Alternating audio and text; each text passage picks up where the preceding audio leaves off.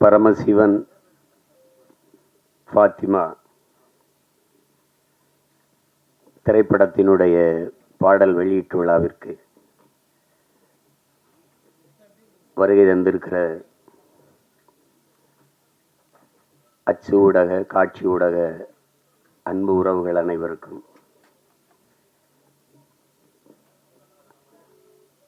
மேடையிலே அமர்ந்திருக்கிற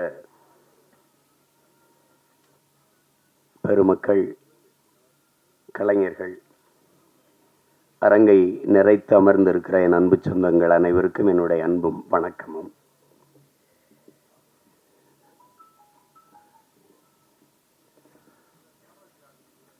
பாடல் வெளியீட்டு விழா என்றாலே இசையமைப்பாளர் தான் அதனுடைய நாயகன். ஒரு சிறு வயது மிக நேர்த்தியாக அந்த இசையை கேட்கும்போதே ஒரு உற்சாகம் பிறக்குது. நான் என்னுடைய தம்பி கார்வனன்ட்டு கூட சொல்லிட்டு இருந்தேன். ரொம்ப நல்லா இசையமைச்சிருக்கிறார். அது குறிப்பாக அந்த திருமண விழாவில் வந்திருக்க அந்த பாட்டும் சரி, சிவனடியார்கள் ஆடுகிற அந்த பாடலும் சரி, மிக செறிவாக அந்த பாட்டை தந்திருக்கிறார். அதுக்கப்புறம் கேட்டால் அவர் பின்னணி இசையுமே ரொம்ப திறம்பட செய்திருக்கிறதா சொன்னாங்க. அப்படி ஒரு இளம் வயதில் இவ்வளவு திறமை மிக்க ஒரு இசைக்கலைஞரை பார்ப்பது ரொம்ப வியப்பாகவும் பெருமையாகவும் இருக்கு. தம்பி தீவன் சக்கரவர்த்திக்கு என்னுடைய அன்பும் வாழ்த்துக்களும். பாடலுக்கு மெட்டுக்கு எழுதுவது என்பது ஒரு எவ்வளவு கடினமானது என்பது தெரியும். அதில் என்னுடைய தம்பி ஏகாதேசி ரொம்ப இளம் வயதிலிருந்து நான் அறிவேன், என்னையும் அவன் அறிவான். கம்யூனிச இயக்கங்களில் தமிழ்நாடு முற்போக்கு எழுத்தாளர் சங்கங்கள் நடத்துகிற கலை இரவுகளில் தான் நான் என் தம்பியுடைய ஐக்கோ எல்லாரும் நாங்கள் இணைந்தோம். இணைத்தது ஒரு கொள்கை உறவு, அதை தாண்டி எங்களுக்கு இரத்த உறவு எல்லாம். தம்பி கார்வண்ணன் குறிப்பிட்டது மாதிரி ஏகாதேசி என்றாலே அந்த ஆத்தாவும் சேலை அந்த ஆகாயத்தை போல பாடலை யாரும் மறக்க முடியாது. அது இந்த தமிழ்நாடு தாண்டி உலகம் முழுமைக்கும் போய் சேர்ந்த ஒரு உன்னதமான ஒரு காவிய படைப்பு தான் சொல்லணும். தாயினுடைய அன்பை அந்த சேலையை வச்சு அவன் சொல்லியிருக்கிற விதம் அவன் ஆகச்சிறந்த கவிஞன் என்பதை காட்டும். அதுக்கப்புறம் நிறைய திரைப்படத்தில் பாடல்கள் எழுதிட்டான். இந்த படத்தில் பாடல் எழுதிப்பது எனக்கு பெருமை, ரொம்ப மகிழ்ச்சி. அது என்னுடைய தம்பி கார்வண்ணன் படத்தில் ஒரு வளர்ந்து வருகிற இளைய இசையமைப்பாளரோடு ஒளிப்பதிவாளர் என் தம்பி துரைமுருகன் தான் அந்த காணொலியை காட்டினார். அந்த முன்னோட்டத்தை அது எடுத்தோன்னே கேட்டது, இது யார் ஒளிப்பதிவுன்னு. ஏன்னா எனக்கு தெரியும் இது அப்படின்னு. அது சுகுமாரனோடனே அதான் நினச்சேன் அப்படின்னு. அவனுடைய ஒளிப்பதிவு ரொம்ப சாதாரண ஒளிப்பட கலைஞனாக தான் வந்தான்.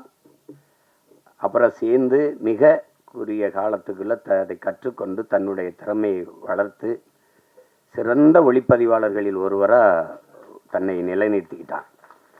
அவனுடைய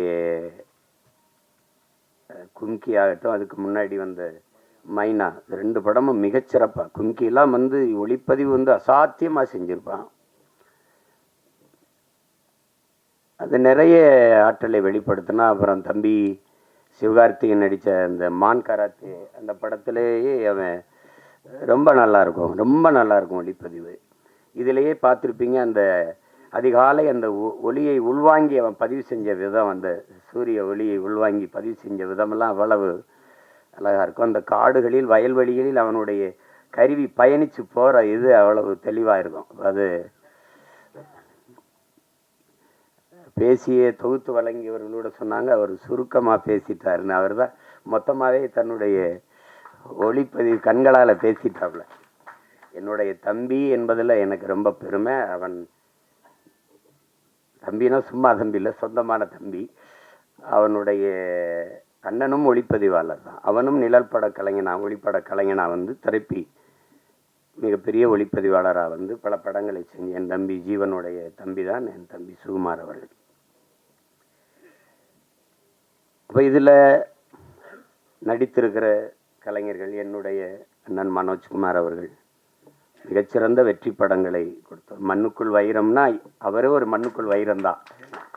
முதல் படத்தில் அவ்வளோ ஒரு துணிவோடு ஒரு கதையை தொடுவதற்கு ரொம்ப துணிச்சல் வேணும்.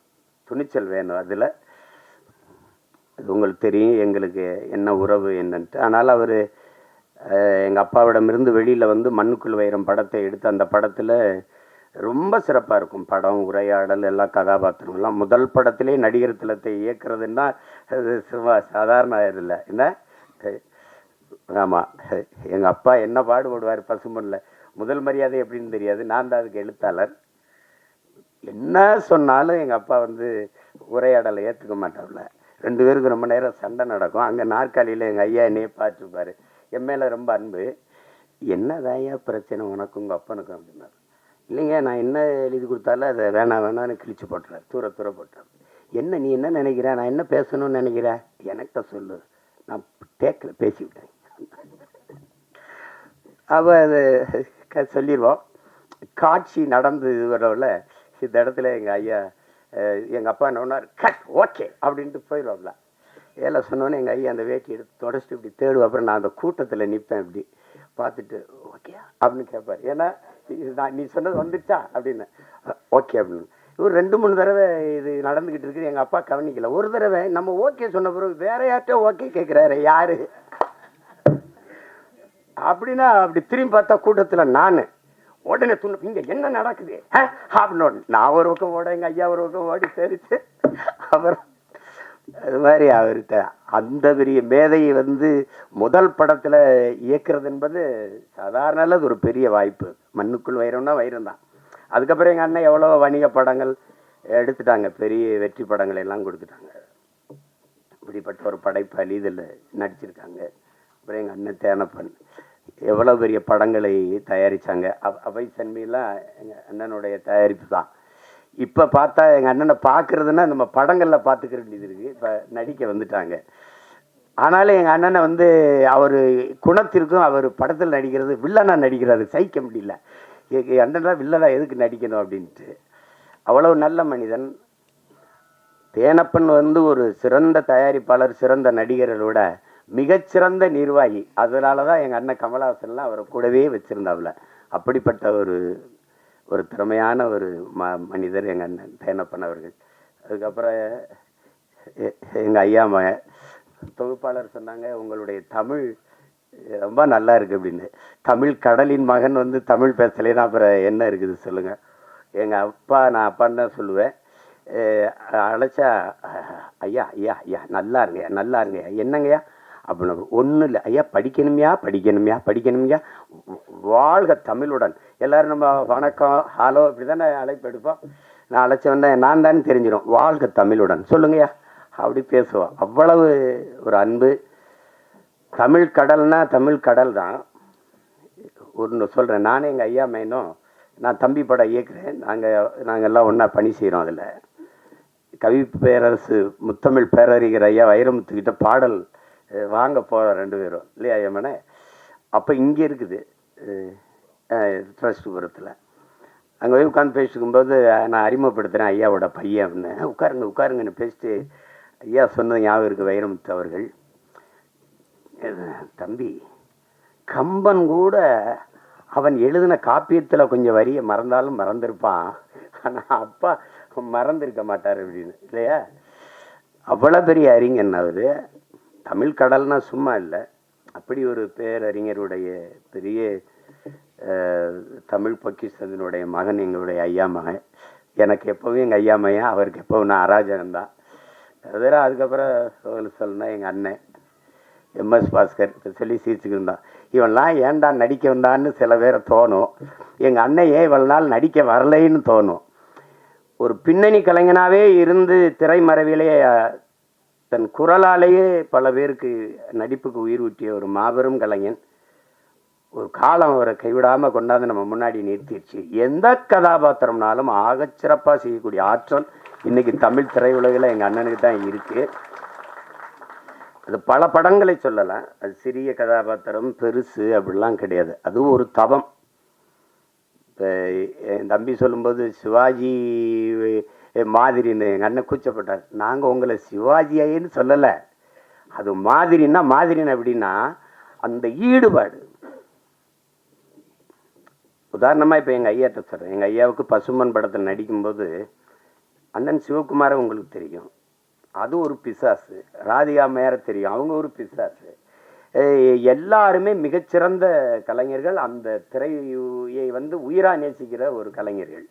இது எங்கள் அப்பா, அப்போ கண்ணன் ஐயா ஒளிப்பதிவு எல்லாம். இப்போ இவங்க என்னன்னா எப்போ படப்பிடிப்புனாலும் அதிகாலையில் ஒரு 5 மணி, அதிகாலையில் ஒரு 4 மணி, அப்படி வச்சா இங்கேருந்து வண்டி போய் நாங்கள்லாம் நிற்கும்போது ஒரு நாற்காலியை போட்டு ஒரு ஆள் உட்காந்துருக்கோம். அது யாருன்னா எங்கள் ஐயா நடிகர் திலக அவர்கள் உட்கார்ந்துருப்பாங்க. தினம் கூச்சப்படுவாங்க, என்னடா நம்ம இவ்வளவு முன்னாடி வந்தும் அதுக்கு முன்னாடி வந்து உட்கார்ந்துருக்காரடா அப்படின்னு நினச்சி இவங்க எல்லாம் கூடி பேசுகிறாங்க. நாளைக்கு எப்படியாவது நம்ம சீக்கிரம் அவருக்கு முன்னாடி ஒரு 5 நிமிஷமா அதுக்கு முன்னாடி வந்துடணும்ட்டு. புரியுதா அவங்களுக்கு? எல்லாரும் பேசி வச்சு வரும்போது அதே மாதிரி முன்னாடி நாற்காலி போட்டு உட்காந்துருக்காப்புல. என்னடே ஐயோக்கிய பிள்ளைலாம், எனக்கு முன்னாடி நீங்கள் வந்துடுவீங்களா அப்படின்னு. அந்த இதில் இத்தனை படம் நடித்தோம், அந்த ஈடுபாடு, அந்த முனைப்பு, அந்த ஆர்வம், ஒரு துளியும் குறையாத ஒரு மகனை நம்ம பார்க்கவே முடியாது திரையுலகில். அது மாதிரி இப்போ எங்கள் அண்ணனுக்கு என்னென்னா எந்த கதாபாத்திரம் கொடுத்தாலும் அந்த அர்ப்பணிப்பு முழுக்க உள்வாங்கி அந்த கதாபாத்திரத்தின் தன்மையோடு இணைந்து வெளிப்படுத்துகிற ஆற்றல் இன்றைய தலைமுறையில் எங்கள் அண்ணன் எம்எஸ் பாஸ்கருக்கு இணையாக யாரும் இல்லை. அது சின்ன இப்போ நீங்கள் அண்மையில் இப்போ ஓடிக்கொண்டிருக்கிற டூரிஸ்ட் ஃபேமிலி அந்த படத்தை பார்த்தீங்கன்னா கூட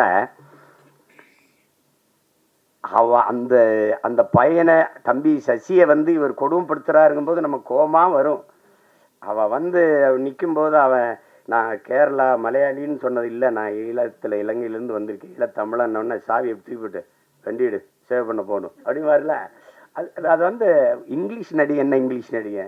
எங்கள் அண்ணன் கருப்பாக போயிட்டானே ஒழிய அவன் இங்கிலீஷ் நடிகனுக்கெல்லாம் பெரிய நடிகன், மிகப்பெரிய கலைஞன். அவனுக்கு ஒரு வரம் வந்திருக்கு பாருங்க, தாத்தா காமராஜுக்கு குரல் பதிவு கொடுத்த கலைஞர். அது எவ்வளோ பெரிய இது, எப்படி சிலர் வருது இதெல்லாம். இன்னும் எனக்கு நான் ஒரு தாய் வந்து குழந்தையோட வந்து, ஐயா என் புருஷன் இப்படி போலீஸ் பிடிச்சிட்டு போயிடுச்சா, ஏன் பிடிச்சிட்டு போனா அங்கே சும்மா பிடிச்சிட்டு போயிருக்க மாட்டாங்களே, இல்லை சாராயம் தானே பாத்தியா, சாராயம் தானே ஐயா என் குடும்பம் கெடுமா, அதுனா சேச்சே போப்போ அதெல்லாம் கொலகார போய் கொலை பண்ணா அவனை மன்னிக்கலாம், ஒரு குடும்பம் தான் போகும், சாராயம் வச்சா தான் ஊரே நாசமாக போயிடும், போப்பா உடனே மன்னிக்க முடியாது அப்படிம்பாரு. அதெல்லாம் அது அந்த அவர் என்ன உடல் மொழியில் நடித்தாரோ அதே அளவுக்கு தன்னுடைய குரல் வளத்தால் குரல் நடிப்பில் போய் பொருத்தி பேசுறதுங்கிறது குரல் கலைஞர்கள்ங்கிறது சாதாரணம் கிடையாது. அப்படி எண்ணற்ற படங்களுக்கு உயிர் கொடுத்த மகன் இன்னைக்கு திரையில் நம்ம பார்க்குறோம். நானே எங்கள் ஐயா மையனும் பேசிக்கிட்டு இருந்தாலும் ஒரு 15-20 வருஷத்துக்கு முன்னாடி வந்திருக்கக்கூடாதா அப்படின்னு. அது அவ்வளோ பெரிய அற்புதமான ஒரு கலைஞன் எம்எஸ் பாஸ்கரன் தான். அவர் இந்த படத்தில் நடிச்சிருக்கிறார், அது என் தம்பியோட இயக்கத்தில். இப்போ என்கிட்ட கேட்குறார், நீ ஏன்டா எனக்கு வாய்ப்பே கொடுக்கலன்னு. நான் படம் எடுக்கிற நிலைமையிலையான்னா இருக்கு அப்படின்ட்டு. அதுக்கப்புறம் என்னுடைய தம்பி விமல், நாங்கள் அவனை கதாநாயகனாக பார்க்குறது இல்லை, எங்கள் குடும்பத்தில் ஒரு இளைய தம்பி அவன். எங்களுக்கு எல்லாருக்கும் அப்படி தான், அவன் மேலே நாங்கள் எல்லோரும் பேரன்பு வச்சுருப்போம்.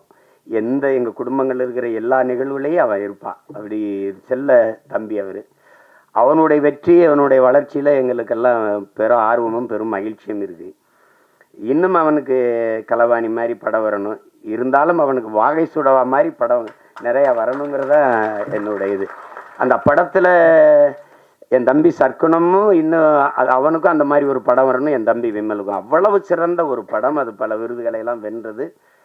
ஒரு வாழ்வியலை அந்த வறண்ட நிலப்பகுதியில் வாழ்கிற செங்கல் காலவாயில் இருக்கிற அந்த மக்கள், அந்த பிள்ளைகளின் கல்வி, எவ்வளோ சிறந்த படைப்பில் நடித்து அந்த தம்பி இதில் கதாநாயகன் நடிச்சிருக்கிறார். சாயா அவங்க எங்கள் அண்ணன் பொண்ணு, அவங்க மறந்துருப்பாங்க. ஒரு தடவை எங்கள் அண்ணன் மகள் நடிச்சுக்கிட்டு இருக்காவா அறிமுகப்படுத்தினார் யார் கண்ணன். நாங்கள்லாம் ஒரே குடும்பம், அதில் நம்ம வீட்டு பொண்ணு நம்ம படத்தில் நடிச்சிருக்கிறது பெருமை. அடுத்து சாஸ்விதா அவங்க கேட்டேன், அவங்க பேர் கனிமொழின்னாங்க, அவங்க இப்போ சேஸ்வதா ஏதோ பேரை மாற்றி வச்சுருக்காங்க. தமிழ் எப்படி அழியுதுன்னு கேட்டிங்கன்னா இப்படி தான் கனிமொழின்னு ஒரு பேரை மாற்றி வைக்கிறது அப்படிதான். என்ன பண்ணுறது, ரெயின்போன்லேயே தமிழில் எழுதுங்கன்னு சொல்கிற நிலைமையில் இருந்தால் அதெல்லாம் நம்ம மொழியில் பேர் வச்சுக்கிறது கூச்சப்பட வேண்டியது இல்லை. நீங்கள் நல்ல பேர், அதெல்லாம் உங்கள் பேர் கனிமொழி அவர்கள். அடுத்து என்னுடைய தம்பி குல் சுரேஷ், என் மண்ணுக்காரன், என் மேலே பெரிய பாசம் கொண்டவன். என்ன மனசில் பட்டதை கூச்சமில்லாமல் பேசுவான். அது மற்றவங்களுக்கு வெறுப்பாக இருக்குது. இப்போ என்னையெல்லாம் பார்த்தா சில பேருக்கு அருவறுப்பாக இருக்குது, வெறுப்பாக இருக்குது. என்னத்தையோ பேசி கிடக்கிறாப்புல இருந்தால் அப்படின்னு. அது மாதிரி தான் அது அவனுடைய இயல்பு. அவனுக்குள்ள நல்ல ஒரு மனிதன் இருக்கான், நல்ல மனிதாபிமானம் இருக்கு. இரு உட்காரு. சிவன் கைகட்டி நின்னா சரியா இல்லை. என் பாட்டன் ஆதி பெரும்பாட்டன் கைகட்டுறது சரியா இருக்குது. அதுக்கப்புறம் விஆர் அவர், விமல் அவர், நீங்கள் நல்லா வரணும், நல்ல உடலை நல்லா பேண்டுறீங்க, உங்களுக்கு பாராட்டு. நீங்கள் அதை தொடர்ச்சியாக செய்யுங்க. இன்றில் என்றாவது சரியான வாய்ப்பு வந்துடும். என் தம்பி அருண் விஜய் தெரியுமா, ஒய்எம்சியில் நாங்கள்லாம் பயிற்சி எடுப்போம். அப்போ அவன் நல்லா உடலை வச்சுருப்பான். வாய்ப்பு சரியாக வரலை. நான் சொன்னேன், நீ இதை மட்டும் சரியாக செஞ்சுக்கிட்டே இரு, ஒரு நாள் நீ சரியான இடத்துக்கு வந்து வென்றுவாங்க. அதே மாதிரி அவனுக்கு படம் வந்து அடிச்சிட்டான். தடயம் அந்த படங்கள்லாம் வந்து குற்றம் 23 அடிச்சிட்டான். அதனால அதை மட்டும் சரியாவீங்க. உங்களுக்கு ஒரு சான்று உட்காருங்க சார். எனக்கு எங்கள் அண்ணன் சரத்குமாரை நான் அண்ணன் தான் கூப்பிடுவேன். நாங்கள் ரொம்ப நெருக்கம். விண்ணூர்தி நிலையத்தில் சந்தித்தோம். இப்போ பொன்னியின் செல்வன் வெளியாயிடுச்சு. வணக்கம் இந்த வயசில் ஐஸ்வர்யா ராய் ஜோடி கேட்குது அப்படி. டே உனக்கு பொறாமேடா. அவர் சார் டே உடலை நல்லா வச்சுக்கிட்டான், எந்த வயசுலையும் சாதிக்கலாம்டாங்கடல. அதை தான் எல்லாருக்கும் சொல்கிறேன். நம்பிக்கையோடு இருங்க, சாதிக்கலாம். அப்புறம் எல்லாரையும் சொல்லிட்டேன். தம்பி புவன் படத்தொகுப்பாளர், அதுக்கப்புறம் அம்மா ஆதிரா அவர்கள், அவங்க எங்கள் ஊர் பொண்ணு, அவங்க பாண்டிச்செல்வி, அவங்கள வந்து இன்னைக்கு பார்த்தாலும் அந்த மருது படத்தில் 2 கையிலையும் கம்பெடுத்து சுற்றுறதா இருந்து காட்சி தான் எனக்கு ஞாபகத்துக்கு வருது. ரொம்ப அருமையான பெண்மணி. நமக்கு தமிழ் திரையுலகில் கிடைச்ச ஒரு இயல்பான முகம், இயல்பான நடிப்பை வெளிப்படுத்தக்கூடிய ஒரு திறமையான கலைஞர். அவங்களுக்கு என்னுடைய அன்பும் வாழ்த்துக்களும். எல்லாரையும் சொல்லிட்டேன்னு நினைக்கிறேன். என் தம்பி சுகுமார் இருக்கான். திரையுலகத்தை தாண்டி நடிப்பு, இதை தாண்டி என் மேல் அன்பு கொண்ட ஒருத்தன். அவனுக்கு மொழி இனப்பற்று அதிகம். காதல் படத்தில் இருந்தே தம்பி சுகு எனக்கு தெரியும். அப்புறம் மகேந்திரன் சிறந்த கலைஞன். அவனுக்கு வாய்ப்பு சரியாக அமையலை. அவன் நடித்த சல்லியர்னு படம் இருக்குது, சல்லியர்கள். அதில் அவன் தான் கதாநாயகன். மிகச்சிறப்பாக நடிச்சிருப்பான். இருக்கான்னா போயிட்டான். மகேந்திரன் ரொம்ப சிறப்பாக நடிச்சிருப்பான். ஒரு போராளியாக வந்திருப்பான். அவருக்கு காலம் இருக்குது, எங்கே போயிருப்பது. நல்ல திறமையான கலைஞன். அப்புறம் என் தம்பி துரைமுருகன், சரி, அவன் சமூக பற்றாளர், சமூக ஆர்வலர். ஆமாம், என் தம்பி கிடாரி எப்படின்னா உங்களுக்கு தெரியும். அது காலையில் கிடாரி மாடுகள் நாங்கள் சொல்லுவோம். அது ஒரு திமிர் எடுத்த தெனவெடுத்தது அதை சொல்லுவோம். அது கிடாரி படத்தில் ரொம்ப அருமையான இது கையாண்டிருக்கு. குறிப்பாக எங்கள் அண்ணன் வேல ராமூர்த்தியுடைய கதாபாத்திரம் எனக்கு இன்னும் மனசில் இருக்குது. தம்பி பிரசாத் முருகேசன் அவர்கள். அதை நாங்கள்லாம் அந்த படத்தை பார்த்து யார் இயக்குனர்னு நான் எங்கள் ஐயா மேனும் பேசி பார்ப்பேன். மத்தகம் பார்த்துட்டு தான் கேட்ட ஐயா மேனை, யார் ஐயா மேனை இவ்வளவு சிறப்பாக எடுத்துருக்கு, எங்கள் கிடாரி பட இயக்குனர் தானோன்னா அதுக்கப்புறம் நானே அழைச்சி பேசி வாழ்த்தினேன். ரொம்ப திறம்பட்ட, அவனுக்கு என் மேலே அன்பு இருக்கு இல்லையோ, அவனுடைய மகனுக்கு என் மேலே பேரன்பும் பிடிப்போம். என்னை பார்க்கறதுக்காக வந்திருக்காருனாங்க, நான் அவனை சந்திக்கணும். இது எல்லாரையும் சொல்லிட்டேன். என்னுடைய தம்பி கார்வண்ணனை பற்றி உங்களுக்கு சொல்லணும். நாங்கள் வந்து அவர் எந்த திசையில் இருந்தார், நான் எந்த திசையில் இருந்தேன்னு தெரியல. ஆனால் எங்களை ஒரு ஒரு உணர்வு வந்து இணைக்குது. அது எங்களுடைய மொழி இனப்பற்று. அப்போ அவர் எடுத்த படங்கள், இப்போதானே படம் வந்து பார்க்கும்போது அவர் பெட்டி கடை முதல் படம், அதுவும் கிராமத்தில் நடந்த அனுபவத்தில் எடுத்தது தான். அதுக்கப்புறம் தமிழ் குடிமகன், அது என் தம்பி துரை சொன்ன மாதிரி ஒடுக்கப்பட்ட தமிழ் சமூகத்தினுடைய நிலையை, இன்றைக்கு அந்த நிலை இருக்குது அப்படிங்கிறத படம் எடுத்தார். என்னுடைய தம்பி சேரன் அவர்கள் நடிச்சிருந்தாங்க. ரொம்ப அருமையான படம். நான் திரையில் பார்க்க முடியல, தொலைக்காட்சியில் தான் பார்த்தேன். அதை பார்த்துட்டு நான் பாராட்டி வாழ்த்து அறிக்கையெல்லாம் கொடுத்தேன். ரொம்ப சிறப்பாக இயக்கியிருந்தார். அது உரையாடல்கள், திரைக்கதை, போக்கு எல்லாமே மிக நேர்த்தியாக இருந்தது. அடுத்தது இப்போ இந்த படம் வந்து மிக சிறப்பாக வரும்னு நினைக்கிறேன். அவர் தொடர்றது ஒரு பிரச்சனையை, அந்த பிரச்சனையை பயந்து பயந்து தான் அதை சரி செய்ய முடியாமையே போயிடுது. அது ஒரு சமூகத்தில் இருக்கிற பெரிய அவலம் தான். சில இதை பேச மறந்துடும் இல்லையா? மேல்பாதி மங்கலத்தில் கோயிலுக்குள்ள விடலைன்னா நமக்கு எதுக்கு பிரச்சனைன்னு நினைக்கிறாங்க. அது ஓட்டுக்காக நிற்கிறவன் தான் அதை சிந்திப்பான், நாட்டுக்காக நிற்கிறவன் அதையெல்லாம் சிந்திக்க முடியாது. நீ போட்டா போடு, போடலைன்னா போ, சரி எதுவோ அதுதான். உலகத்தில் என் அன்பு சொந்தங்கள் உங்களுக்கு சொல்லுவேன், உலகத்தில் சாதித்த எல்லோரும், இந்த உலகத்தை இவ்வளவு பெரிய மாறுதலுக்கு கொண்டு வந்த எல்லோரும் தன் மனச்சான்று வழிகாட்டுதன்படி நடந்தவன் தான் இவ்வளவு பெரிய மாறுதலை கொண்டு வந்திருக்கான். நீங்க சின்ன சமரசம் செஞ்சாலும் அது சரியா வராது. வெளியில என்ன சொல்றா, நீங்க ஒவ்வொருத்தனும் என்ன சொல்றான், உலகமே உன்னை இதை செய் என்று சொன்னால் சரியில்லை என்று பட்டால் செய்யாத, உலகமே செய்யாதே என்று சொன்னால் சரி என்று பட்டால் செஞ்சிருந்தான். அதுதான் கோட்பாடு. அதை தான் நம்ம செய்யணும். விவேகானந்தர் நமக்கு என்ன கற்பிக்கிறார்? எதற்காகவும் உண்மையை விட்டு கொடுத்துறாத, ஆனா உண்மைக்காக நீ எதையும் விட்டு கொடுங்கிறது. இதே வெவ்வேறு வடிவத்தில் ஒவ்வொரு தத்துவ ஞானிகளும் மேதைகளும் சொல்லி வந்திருப்பாங்க. ஆனால் இதே தான் எங்க தலைவர் என்ன சொல்றார், நாம் சாகலாம் சாதாரணமானவர்கள், ஆனால் சத்தியம் தோற்றதாக சரித்திரத்தில் செய்தி இல்லை, நாம் சத்தியத்தின் பக்கம் நிற்கிற சத்தியத்தின் மக்கள் நாம் வெல்லுவோம்ங்கிறதுல அது என்கிட்ட தான் சொல்றாருல. அது அந்த மாதிரி நம்ம எதிர்க்கும். நபிகளே என்ன சொல்றாரு, அநீதியை கண்டு அச்சம் இல்லாமல் துணிந்து எதிர்ப்பவன் எவனோ அவனே உண்மையான ஜிகாத்துங்கிறாங்க. அநீதின்னு தெரிஞ்சிருச்சு, அவ எதிர்க்கணும். சேகுவாரா என்ன சொல்றான், உலகத்தில் எங்கெங்க அநியாயம் நடக்குதோ அதை கண்டு நீ பொறுக்க முடியாமல் கோவப்படுவாய், ஆனால் நீனும் என் தோழனாங்கிறான். நீனும் என் தோழன் தான். நான் தம்பி படத்தில் இறுதியில் அந்த உரையாடல் அவருடைய கோட்பாடை அதை எடுத்து போட்டிருப்பேன். அப்போ அது அச்சப்பட்டுக்கிட்டே இருந்தால் மேல் பாதியில் குடிக்கிற நீரில் இந்த நூற்றாண்டில் ஒருத்தன் சிங்கத்தை கலக்கிறான்னா அதையும் சகித்துக்கிறது, எல்லாத்தையும் சகித்துக்கிறது. சகித்து தான் ஒரு அடிமை எப்படி பிறக்கிறான்னு நினைக்கிறீங்க? அடிமை எப்படி பிறக்கிறான்? அநீதியை கண்டு எதிர்க்க துணிவில்லாதவன் அதை சகித்துக் கொள்கிறான், தொடர்ந்து சகித்துக் கொள்கிறவன் அடிமையாகிறான். இவ்வளவுதான் அடிமையின் பிறப்பு. அப்படிதான் நம்ம அடிமையாயிட்டோம். எதை உங்களால ஏத்துக்க முடியுது?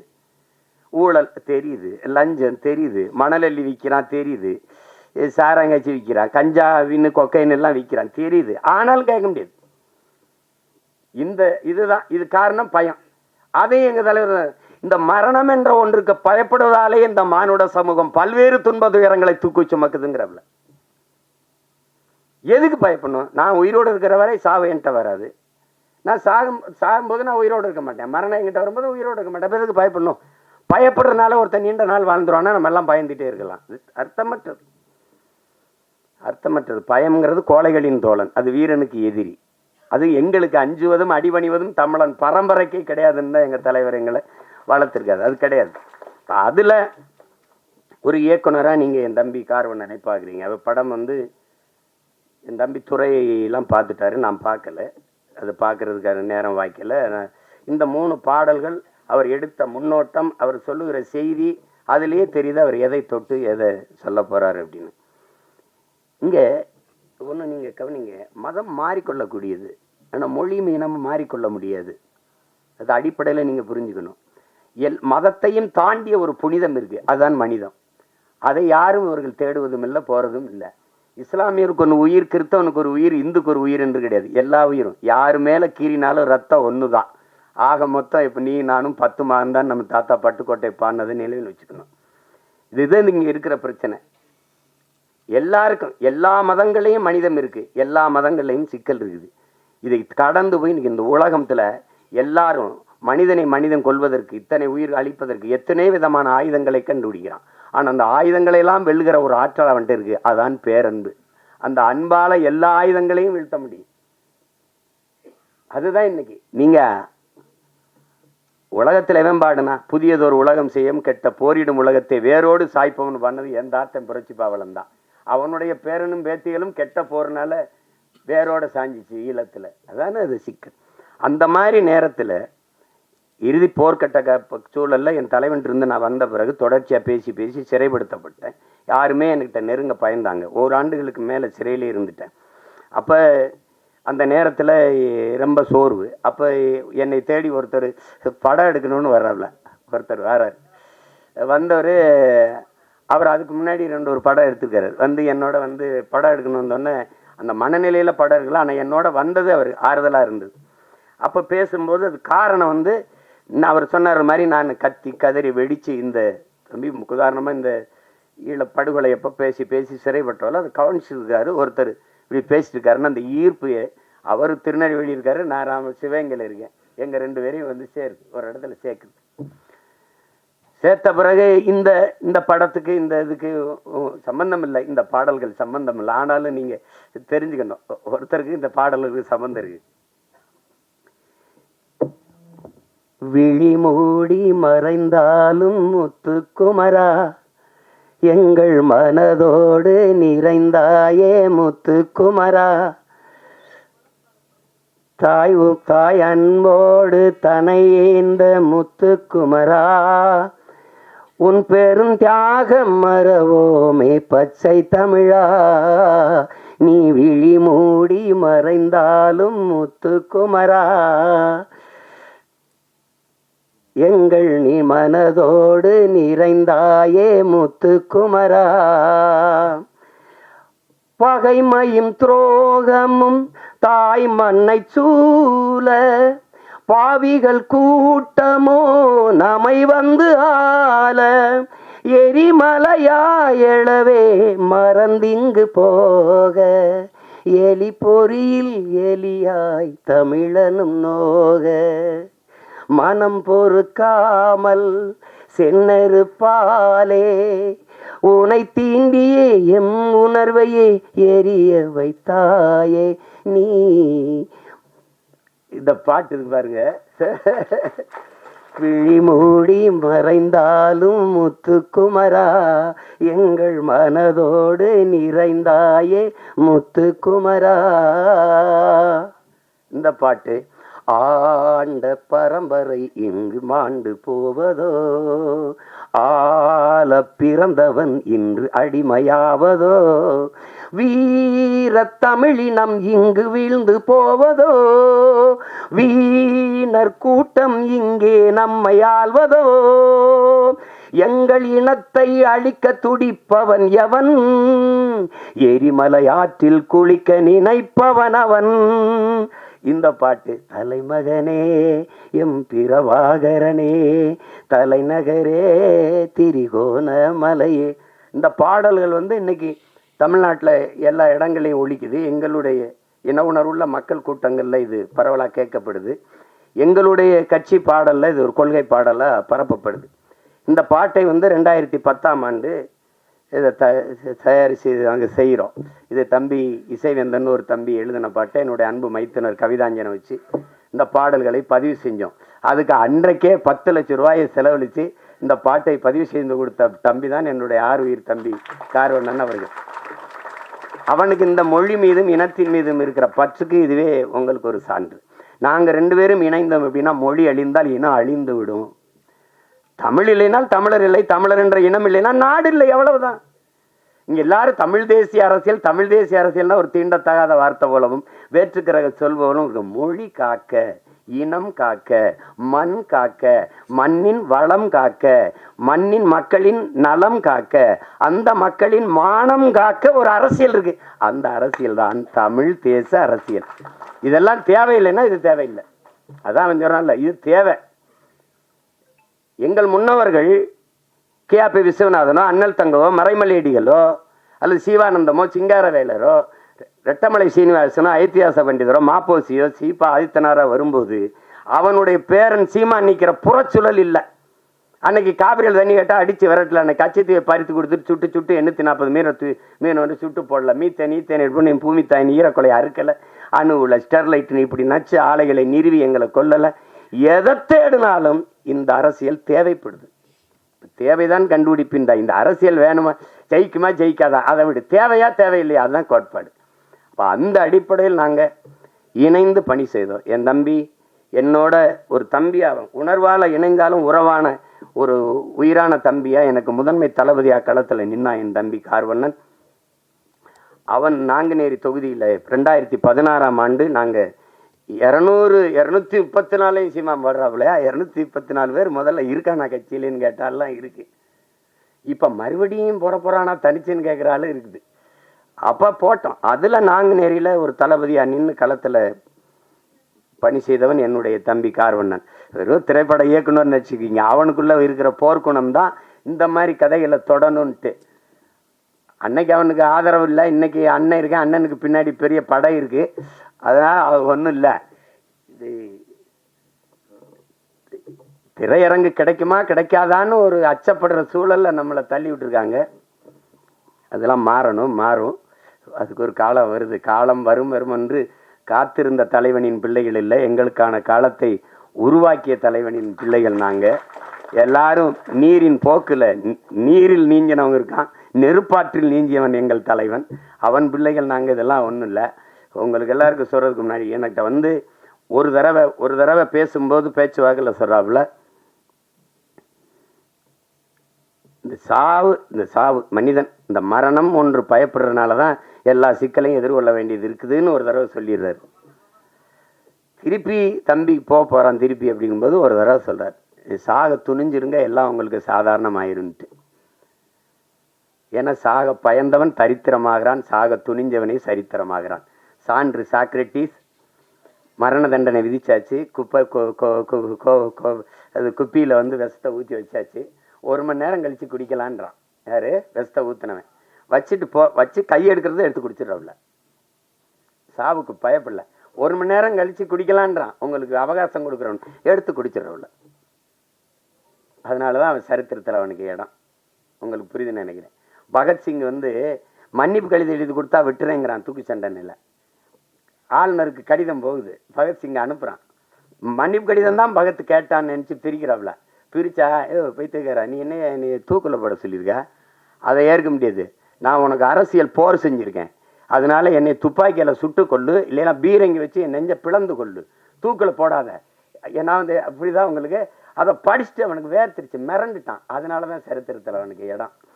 உங்களுக்கு புரியுதுன்னு நினைக்கிறேன். இவன் வந்து நண்பர்கள் சொல்கிறாங்க, பகத் நீ வெளியில வா, நம்ம வந்து இன்னும் வீரியமாக போராடலாம், ஒரு மன்னிப்பு கடிதம் தானே எழுதி கொடுத்துட்டு வந்துருன்ட்டு. பகத் சொல்கிறான், எல்லாரையும் போல தான் எனக்கும் வாழணும்னு ஆசை இருக்குது, ஆனால் நான் வெளியில் வந்து வீரியமாக போராடுவதை விட இந்த மரண கயிற்றை துணிஞ்சு முத்தமிட்டன்னா பகத்தை போல வீரமிக்க மக்களை இந்த மண்ணின் விடுதலைக்கு பெற்றுத்தர வேண்டும் என்று எண்ணற்ற தாய்மார்கள் விரும்புவாங்க, அதனால நான் அந்த தூக்கு கயிறை முத்தமிடுறேன்ட்டு. ஆனாலும் பகத்துக்கு அந்த வீரமிக்க மரணத்தை வெள்ளக்காரன் தர சரியா இல்லை, சம்மதிக்கல. தூக்குதான்ட்டான். தூக்கில் போடும்போது அவன் கேட்குறான், நீ ஏன்டா அந்த காலத்தை ஏன்டா நீ வந்து துப்பாக்கியில் சுட சொன்ன, ஏன் பீரங்கில சுட்டு கொள்ள சொன்ன? இல்லை, என் உடலிலிருந்து கடைசி உயிர் துளி பிதுங்கி வெளியேறுகிற வரை என் தாய்நிலத்தை என் கால்கள் தொட்டுக்கொண்டே இருக்கணும், அதுக்கு தான் நான் என்னை துப்பாக்கியில் சுடுன்னு சொன்னேன்றான். திருப்பி தூக்கில் போடும்போது அந்த கருப்பு அங்கி போட்டு மூடுவான்ல, பிளாக் மாஸ்க்கு, 2 பேர் தான் எடுனவன், ஒன்று பகத்சிங் இன்னொன்று சதாம் ஹுசேன். உங்களுக்கு தெரியும் நினைக்கிறேன். எடுறான்ட்டான் பகத்சிங், அந்த கருப்பு துணியை எடுறான்ட்டான். எடுத்துட்டு போட சொன்னேன். ஏன்னா அந்த விழி பிதுங்கி என் உயிர் வெளியில கசிந்து போற கடைசி நொடி வர துளி வர என்னுடைய கண்கள் என் தாய் மண்ணை பார்த்துக்கிட்டே சாகணும்டான்னா. அதனாலதான் பகத்சிங் இன்னைக்கு வந்து நம்ம சரித்திரத்தில் இருக்கான். சேகுவேராவை சுடுறதுக்கு எதிரி நிறுத்தும் போது இப்படி குறி வைக்கிறான். அப்படி குறி வைக்கும்போது, டியர் காம்ரேட், நீங்க என் நெத்திக்கு குறி வைக்கிறீங்கன்னு நினைக்கிறேன், கொஞ்சம் இடது பக்கமா வாங்க, இப்ப சுடுங்கன்ட்டான். அதனாலதான் சேகுவேராவுக்கு இடம் உங்களுக்கு. அப்ப மரணத்துக்கு பாய்ந்தவெல்லாம் உங்களுக்கு தெரியுது. விவேகானந்தர் சொல்றாருல, வரலாற்றில் எப்போதும் வீரர்களுக்கு தான் இடம், அடிமைகளுக்கு இடம் இருந்திருக்கு, ஏன் ஏழைகளுக்கு கூட வரலாற்றில் இடம் இருந்திருக்கு, கோழைகளுக்கு ஒருபோதும் வரலாற்றில் இடம் இருந்தது இல்லை. அதனால இதுக்கெல்லாம் பயந்தா ஒன்றும் இல்லை. அப்ப அந்த துணிவுல தான் என்னுடைய தம்பி இந்த கருத்தை துணிஞ்சு எடுத்து படத்துல பதிவு செய்கிறார். அவருக்கு என்னுடைய பாராட்டுக்கள். அவன் என் தம்பிக்கு இருந்த இந்த திரையுலகம் மேல இருந்த பற்று வெளிப்படுது பாருங்க. அவனே தயாரிச்சு, அவனே இயக்கி, அதுல ஒரு கதாபாத்திரத்தில் நடிச்சு, தொடர்ந்து இது தமிழ் குடிமகனும் அவருடைய தயாரிப்பு தான், அவருடைய இயக்கத்தில் இது பண்ணியிருந்தார். இப்போ அந்த முயற்சியை நான் முழுக்க பாராட்டுறேன். என் தம்பி கார்வண்ணனுடைய படைப்பு என்பது என்னுடைய படைப்பு, நானே இயக்கியது போல ஒரு மகிழ்ச்சி, எனக்கு ஒரு உற்சாகமும் ஒரு பெருமையும் இருக்குது. அந்த படம் உறுதியாக வெல்லும். உலகெங்கும் இருக்கிற என் உயிர் சொந்தங்கள் என் தம்பிக்கு நல்ல ஆதரவு கொடுத்து இந்த படத்தை மாபெரும் வெற்றி படமாக மாற்றணும். அதுதான் அது. ஏன்னா அரிய படங்கள் வந்து தவிர்க்கப்பட்டது. ஒரு நல்வாய்ப்பாக இன்னைக்கு உங்களுக்கு அயோத்தி, இந்த டூரிஸ்ட் ஃபேமிலி, இந்த மாதிரி படங்கள்லாம் வந்து மக்களால் ஏற்கப்பட்டுருச்சுங்கும் போது மனசு ஒரு நிறைவாக இருக்குது. இப்போ என் தம்பி சூரியோட மாமன் இதெல்லாம் நல்லா ஓடுதுங்கிறாங்க. கேட்டுக்கிருவேன் ஒவ்வொரு தடவையும். ஐயா மேனை அது பார்த்தியலாம் நாங்கள் 2 பேரும் அராஜகம் இந்த மலையாளத்தில் ஒரு படம் வந்திருக்கு, அதில் இருக்கு, ஓடிடியில் பார்த்துருங்க அப்படின்னு. அப்படி அந்த மாதிரி நாங்கள் ஒருத்தருக்கு ஒருத்தர் பரிமாறிக்கிறது. ஏன்னா இவங்கெல்லாம் சொல்கிறாங்க, நீங்கள் வேறு தளத்துக்கு போயிட்டும் இதை நேசின்னு, காதலிச்ச பொண்ணு வேற ஒருத்தனை கல்யாணம் பண்ணிட்டு போனாலும் நல்லா இருக்கணும்னு வாழ்த்துற மாதிரி தான் இது. இது ஒன்றும் செய்ய முடியாது. எங்கள் அண்ணன் என்கிட்ட வந்து சொல்லும்போது, திரைக்கலை பேச்சு 2ம் இராணுவத்தின் வலிமை மிக்க 2 பிரிவுகள்ப்பா, ஒன்றை செய்ய ஒன்றையோ கைவிட்டக்கூடாது, நீங்கள் 2ஐயும் செய்யணும்னு. ஒன்றை செய்ய 2ஐயும் செய்யணும் தான் நினைக்கிறேன். அதை என் தம்பிக்கே திரையரங்கு கிடைக்காதுன்னு பயப்பட்டான்னா எனக்கு என்ன ஆகும்னு நீங்கள் யோசிச்சுக்கிறணும். அது கடினம். அதனால் படம் எல்லா தம்பிகளும் எடுக்கிறாங்க, படை கட்டத்தான் பெரிய யாரும் இல்லை. அதனால் இந்த வேலையே எனக்கு சரியாக இருக்குது, என் தம்பிகள் அதை செய்யட்டும். ஆனால் இதை பார்த்து ரசித்து வாழ்த்துறது அது என்னுடைய பொறுப்பு. இங்கே என் தம்பி கார்வண்ணன் சொன்னால், நம்மளை நாம் பாராட்டலை யாருன்னு இல்லை, அது சொல்லி சீசர் சொல்கிறான், நீ வந்து அடுத்தனை உன்னை எந்திரிச்சு உன் தகுதியை பாராட்டுற வர பொறுத்து இருக்காதரா, நீயே எந்திரிச்சு பேரறிவிப்பு செஞ்சிரு, நான் ஆக சிறந்தவன் அப்படின்னு சொல்லிருன்றான். அதனால இப்போ எங்கள் அண்ணன் எம்எஸ் பாஸ்கரை நாங்கள் பாராட்டலை, யார் பாராட்டுவா? இப்போ என் தம்பி கூல் சுரேஷ் அவனே பேசிட்டான். ஆனால் நீங்கள் என்ன நினைக்கிறீங்க, அவனை பைத்தியக்கார மாதிரி பார்க்குறீங்க. இதுதான் பிரச்சனை. எங்கள் அப்பா இங்கே பாருங்கள், எங்கள் அப்பா அதை இங்கே பாருங்கள், பசும்பன் படத்துக்கு பாட்டு இசைக்கிறது முதல்ல ரகுமான் அவர்கள் தான் இசை.